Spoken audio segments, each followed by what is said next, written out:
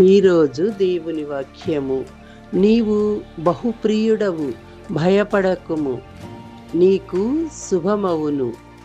దానియేలు గ్రంథము 10వ అధ్యాయము 19వ వచనము.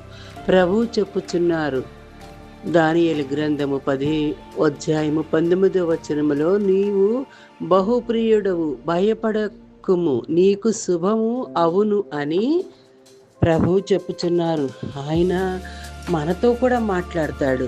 మనము భయపడేటప్పుడు, ప్రభువా మాకు భయం కలుగుతుంది అని మనం అడిగినప్పుడు, నీవు బహుప్రియుడవు, నీకు శుభము జరుగుతుంది అని చెప్తా ఉంటాడు. మరి మనం చేసే పనుల్లో కూడా ఏ పని తలపెట్టినా సవ్యంగా జరగదు.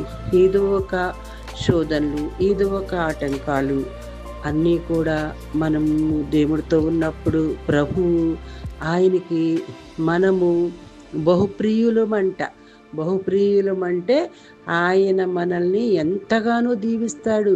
చక్కటి వాక్యాన్ని, ఈ శ్రేష్టమైన వాక్యాన్ని ఈ మే నెల 25వ తారీఖు మనకి ఇచ్చినందుకు దేవునికి చిన్న ప్రార్థన చేసుకుందాము. సర్వశక్తిమంతుడా, సర్వంతుడా, మీకు మహిమ ఘనత ప్రభువా, తండ్రి కుమార పరిశుద్ధాత్మ దేవా, త్రియేకదేవ, వందనాలు ప్రభువా. రాత్రంతయు మీ రెక్కల చాటున మమ్మల్ని కాసి కాపాడి ఈ శ్రేష్టమైన ఉదయకాలాన్ని మాకు దయచేసావు ప్రభువా. ఈ ఉదయం అంతా కూడా నాయన మమ్మల్ని కాపాడుతూ ఉండు ప్రభువా.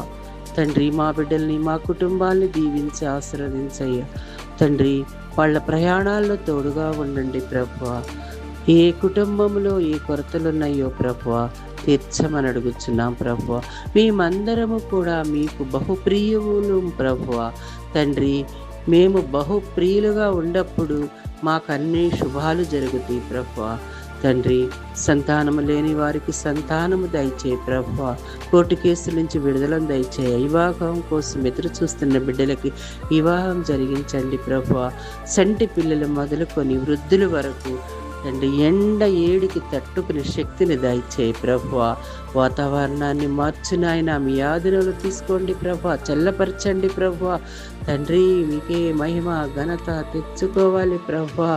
తండ్రి ప్రభువా, నాయన వ్యాపారం లేక, పనులు లేక ఇబ్బంది పడుతున్న కుటుంబాలను దీవించి ఆశీర్వదించండి ప్రభువా. చదువుకునే పిల్లల ప్రభువా, బీటెక్ ఎగ్జామ్ రాసి ఉన్నారు ప్రభువా.